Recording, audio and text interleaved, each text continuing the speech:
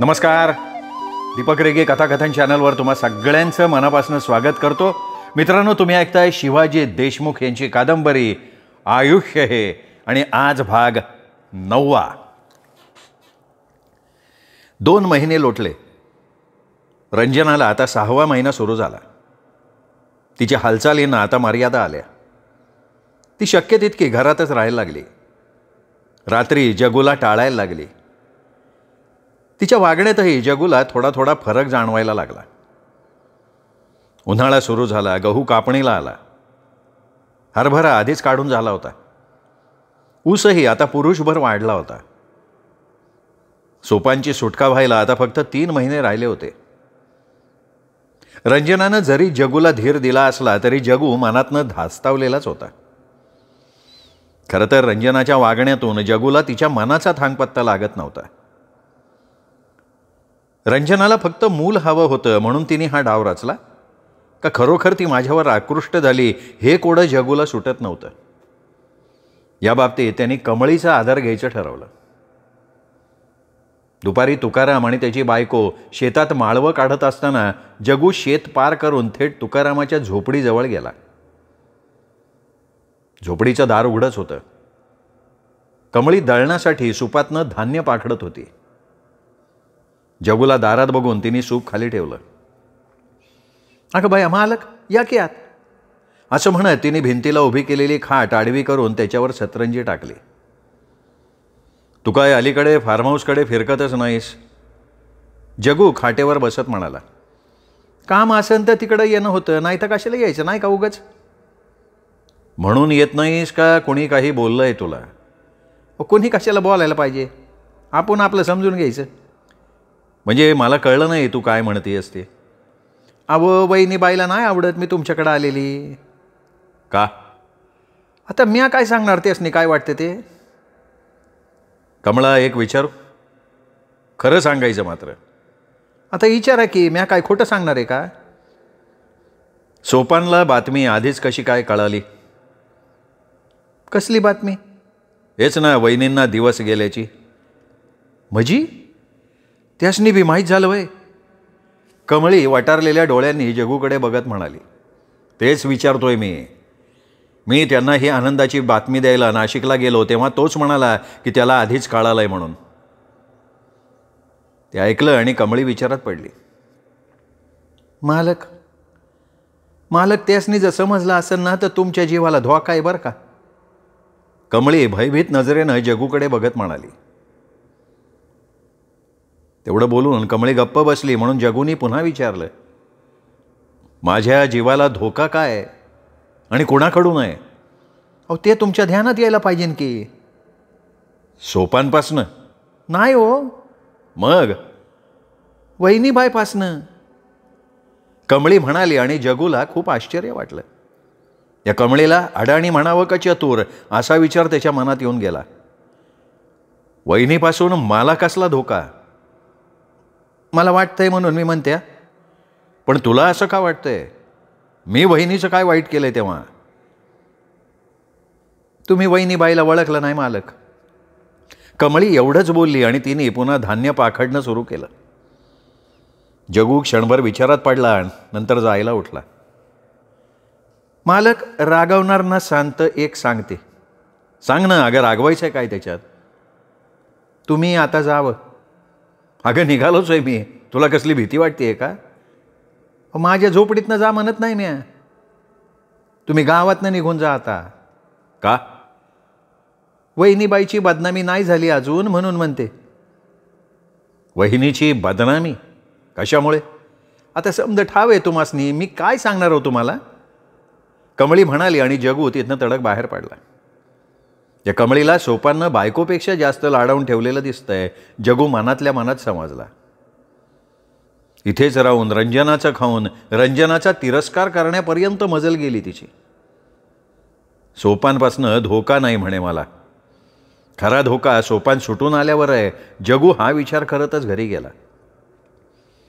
2 दिवसांनी गव्हाची कापणी सुरू करण्यासाठी तुकारामानं गावातले 10-12 मजूर आणून कापणी सुरू केली. कापणी सुरू झाल्या झाल्या खळ्यात मळणीला सुरुवात झाली. गव्हाची 30 पोती खळ्यात साचली.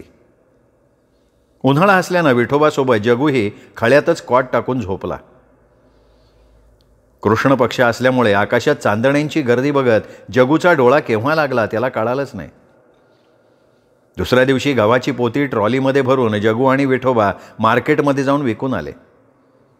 आलेली कॅश रंजनाकडे देत जगू म्हणाला, एवढी कॅश घरात ठेवणं ठीक नाही आहे. बँकेत भरायला सांगितली असती तर मी कॅश बँकेत भरली असती आणि पावती घेऊन आलो असतो. खरंच मी सांगायला विसरली, उद्या भरून या की, रंजना म्हणाली. रात्री जेवण संपवून जगू त्याच्या रूममध्ये आडवा झाला. दिवसभराच्या थकव्यामुळे त्याचे डोळे आपोआप मिटले. पहाटे कुत्र्यांच्या मोठमोठ्यानं भुंकण्याचा आवाज ऐकला आणि जगूला जाग आली. जगू बेडरूममधनं हॉलमध्ये आला. बाहेर पडणार तोच तोंड बांधलेल्या 4 जणांनी अचानक त्याच्यावर हल्ला केला. एकाने पायावर कोयत्यानं वार केला तसा जगू चोर चोर ओरडत बाहेर पडायला लागला. तोच एक घाव मानेवरून निसटून उजव्या खांद्याला लागला. अचानक झालेल्या या हल्ल्याने तो भांबावून गेला. जीवाच्या आकांतानं तो बाहेर पडला आणि फार्म हाऊसच्या मागच्या बाजूला अंधारात एका झुडपाआड झाला. पाठोपाठ चौघेही बाहेर पडले. इकडे तिकडे शोधायला लागले. तोच ओट्यावरनं रंजनाचा आवाज आला. अरे पारशा, ही तर काय शोधत बसला? चावी घे, गाडीवरनं पाठलाग कर, त्याच्याशिवाय सापडणार नाही त्यो. एकानं पटकन सोपांची मोटरसायकल सुरू केली. दोघे जण मोटरसायकलवर बसले. गावाच्या दिशेनं मोटरसायकल सुसाट सुटली. राहिलेले दोघे त्यांच्या मागोमाग धावायला लागले. तशी रंजना ओरडली, तुम्ही इथंच थांबाय, बाजूच्या उसात शिरला का बघा त्यो. काम झालं नाही ना, एक छादा मिळणार नाही सांगून ठेवते. तसं एकानं हातातली विजेरी उसाच्या फडावर रोखत मागोवा घ्यायला सुरुवात केली. तीच संधी साधून जगन्नाथ पावलं न वाजवता मागच्याच बाजूनं असलेल्या कुंपणातनं बाहेर पडला. गावाच्या विरुद्ध दिशेनं डोंगराच्या बाजूला झाडाझुडपातून वाट मिळेल तसा धावायला लागला. थोड्याच अवधीत त्याला त्या ठिकाणापासून शक्य तितक्या लांब जावं लागणार होतं. कारण मोटरसायकल रस्त्यावरून गेल्यामुळे जास्तीत जास्त 2 फरलांगावर ते जगूला गाठू शकत होते. न आढळल्यास परत येऊन आजूबाजूचा प्रदेश ते पिंजून टाकणार याची कल्पना जगूला होती. पोटरीतनं तळपायावर वाहणारं रक्त आणि उजव्या खांद्यातून होणाऱ्या तीव्र काळांची पर्वा न करता जगू झपाट्यानं चालत राहिला. जोपर्यंत अंधाराची साथ आहे तोपर्यंत दूर निसटलेलं बरं ह्या विचारानं तो झपाटल्यासारखा चालत होता. अंगात फक्त बनियन आणि अंडरवेअर असली तरी घामानं अंग पूर्ण भिजलं. खांद्यावरून कमरेपर्यंत रक्ताचे ओघळ आणि पोटरीच्या खोल जखमेतून वाहणारं रक्त यामुळे त्याला थकवा जाणवायला लागला. एका खडकावर क्षणभर विसावत त्याने अंगातलं बनियान फाडलं. त्याचे 2 भाग केले. एका तुकड्यानं पोटरीची जखम घट्ट आवळून बांधली आणि दुसऱ्या तुकड्यानं खांद्यावरची जखम बांधली. जास्त रक्तस्राव झाल्यामुळे त्याला ग्लानी यायला लागली. त्या सपाट दगडावर त्याने पाठ टेकली. दूर ढगांचा गडगडाट कानावर येत होता. वर दाटून आलेल्या आभाळाकडे तो बघत उताना पडून राहिला. थोड्याच वेळात त्याची शुद्ध हरपली. त्या अवस्थेत तो किती काळ राहिला त्याचं त्यालाच कळलं नाही. तोंडावर पडणाऱ्या पावसाच्या थेंबांनी त्याला शुद्ध आली. हळूहळू तो भानावर आला. पावसाने आता जोर धरला होता. जगन्नाथ उठून चालण्याचा प्रयत्न करायला लागला. एका पायानं खुरडत खुरडत तो डोंगराच्या माथ्यावर पोचला. आता पहाट होत आली, पण ढग आणि पाऊस यामुळे त्याला वेळेचा अंदाज येत नव्हता. डोंगराच्या पलीकडं त्याला वाहनं जात असल्याचं त्यांच्या दिव्यांवरनं कळत होतं. याचा अर्थ खाली उतरल्यावर रहदारीच्या रस्त्यावर तो पोचू शकत होता. जगन्नाथला हायसं वाटलं. तो खुरडत डोंगर उतरायला लागला.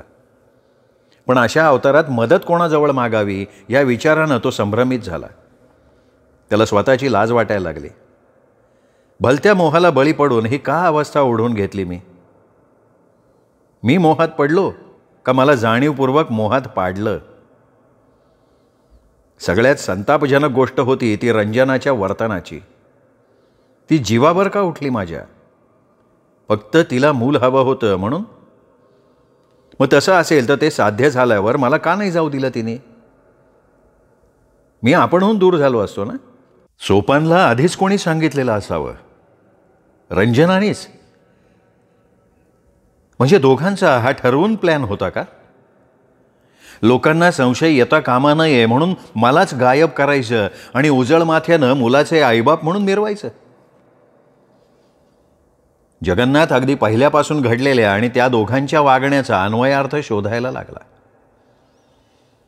कमळीनं जर त्याला सांगितलं नसतं की सोपानला मूल होऊ शकत नाही तर कदाचित ही वेळ आलीच नसती.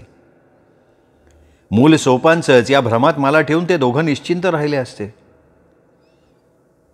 मी कधीतरी मुलावर हक्क सांगणार म्हणून का जसं कमळीला कळालं तसं बाहेरच्या जगाला कळेल या भीतीनं ते माझ्या मरणावर उठले.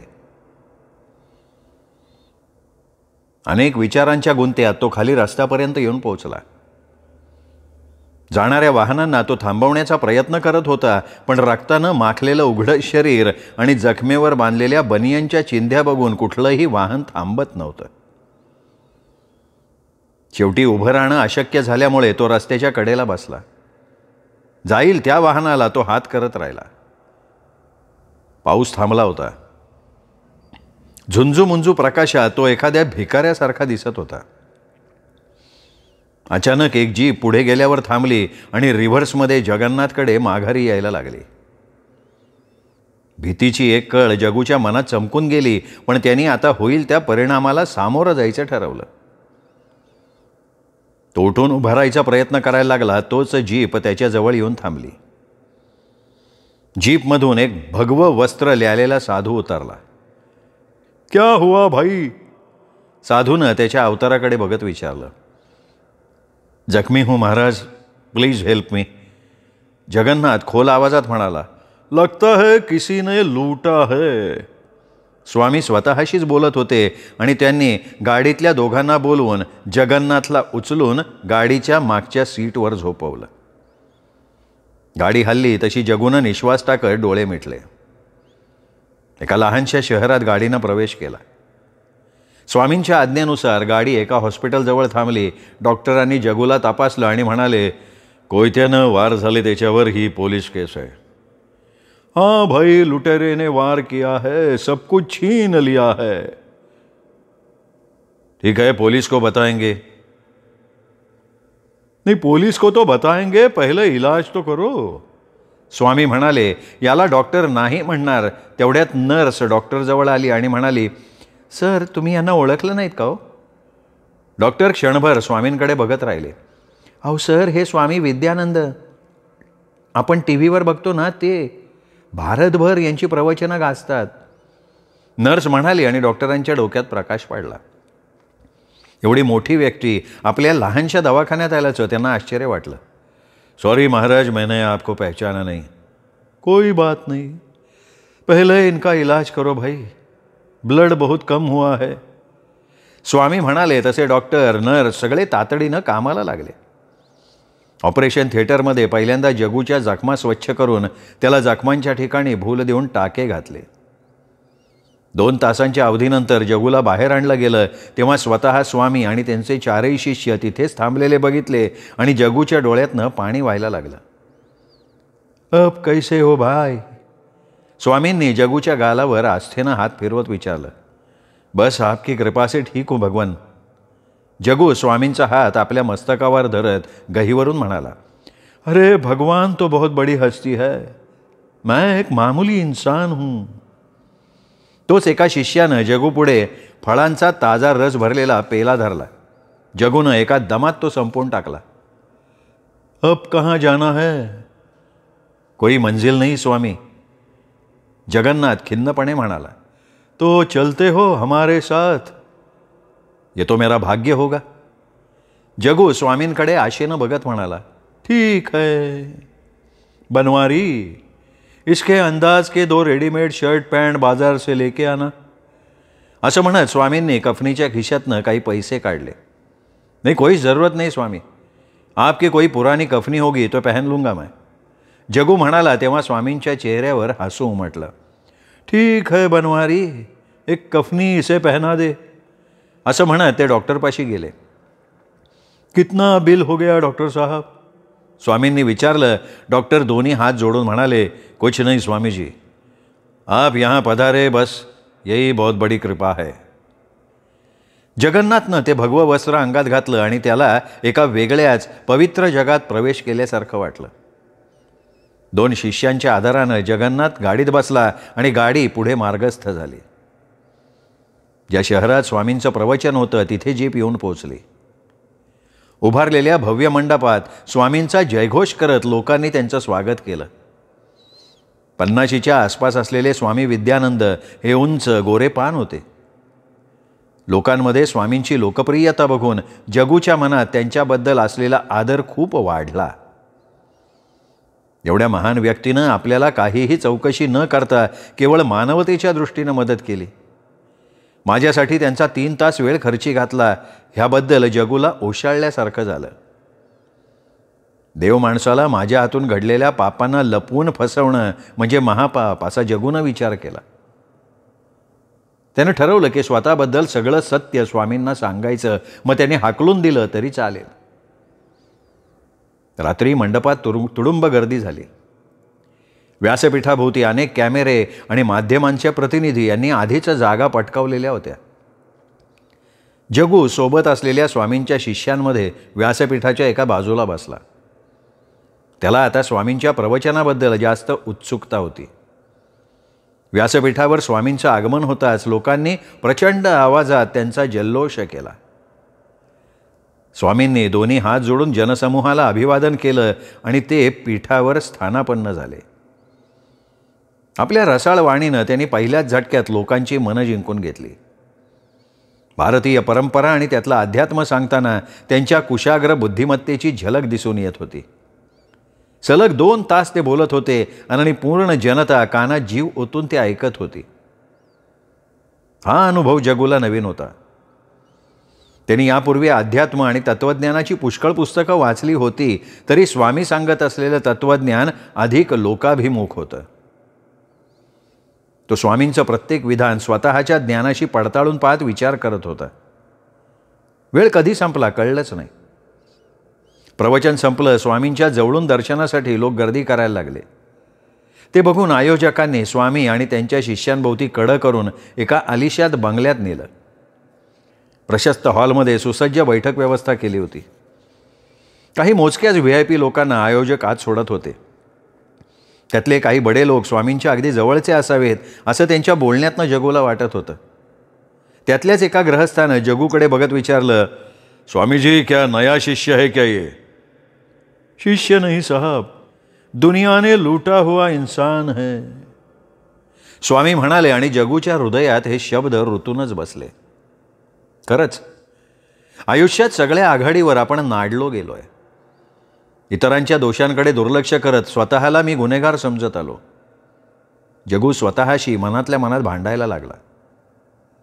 दुसऱ्या दिवशी परतीचा प्रवास सुरू झाला. जगू गाडीत बसताना मुद्दाम स्वामींच्या सीटजवळ जाऊन बसला. मनावर स्वामींचं जबरदस्त दडपण असून त्यांनी सगळं काही सांगण्याचा निश्चय केला. तो दबकतच म्हणाला, स्वामी जी आपकी इजाज़त हो तो मैं कुछ कहना चाहता हूँ. अरे बोलो भाई, इसमें डरने की क्या बात है? मैं कौन हूँ या आपने न जानते हुए मुझ पर अनुग्रह कैसे किया?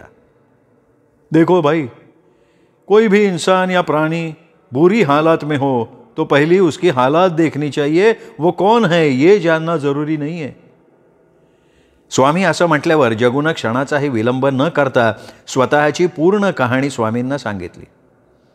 अगदी स्वतःचं कुटुंब, राजकारण, नंतर 7 वर्ष तुरुंग, त्यानंतर मिश्राकडे घेतलेला आश्रय आणि मित्राच्या पत्नीशी आलेला संबंध आणि त्याचा झालेला शेवटचा परिणाम. स्वामी सगळं शांतपणे ऐकत होते. जगूनं सगळं सांगून टाकल्यावर त्याला मनावरचं ओझं उतरल्यासारखं वाटलं. शेवटी तो म्हणाला, स्वामीजी क्षमा चाहता हूँ. आपने मुझ जैसे पापी को बचाने के लिए कष्ट उठाए. मैं बहुत शर्मिंदा हूँ. आप चाहे तो मुझे यहीं उतार दे. असं म्हणत जगूनं कृतज्ञतेनं हात जोडले. ड्रायव्हर, गाडी रोको. स्वामी शांतपणे म्हणाले. जीप रस्त्याच्या कडेला थांबली. जगू उतरायला लागला. तोच स्वामी कठोर शब्दात म्हणाले, ठहरो, हमारी कफनी उतारो. स्वामी म्हणाले आणि जगू क्षणभर गोंधळून स्वामींकडे बघत राहिला. क्यों, शर्म आती है? ये लो पैसे, कपडे खरीद लो. स्वामी पैसे देत म्हणाले, स्वामी जी क्षमा करे, ये कफनी आपकी दुआ है और मुझे यह दुआ मेरे अंत तक चाहिए। किस लिए? लोगों के सामने हाथ फैलाने के लिए? नहीं स्वामी जी, मुझे हाथ फैलाने की दिक्कत नहीं आएगी। तो जियोगे कैसे? ऊपर वाले की मर्जी से। इतना भरोसा है तेरा भगवान पर? जी हां। मूर्ख, अरे भरोसा इंसान पर होना चाहिए, भगवान को क्यों तकलीफ देता है? स्वामींच्या या वाक्यावर जगूला उत्तर नाही सुचलं। चल बैठ अंदर, कब तक जिंदगी से भटकता रहेगा? यह कफनी तुझे जीवन का राज सुलझाएगी। स्वामी जरबेत म्हणाले। जगू चुपचाप सीटवर येऊन बसला। चलो, स्वामींनी ड्रायव्हरला आज्ञा दिली आणि गाडी पुन्हा सुसाट वेगानं स्वामींच्या आश्रमाकडे निघाली। मित्र हो, हा 9वा भाग इथेच संपला, 10वा भाग उद्या। पण मित्रांनो, तुम्हाला ही कादंबरी आवडली असणार याची मला खात्री आहे। त्यामुळे ह्या कादंबरीचा प्रत्येक भाग तुम्ही लाईक करा, प्रत्येक भागावर कमेंट करा, कादंबरीचा विषय, कादंबरी वाचन ह्याबद्दल कमेंट करा। मित्रपरिवारात, नातेवाईकात ह्या कादंबरीचा प्रत्येक भाग शेअर करा। चला मित्र, पुन्हा भेटूयात उद्या, म्हणजे 10व्या भागासह। तोपर्यंत नमस्कार मित्र।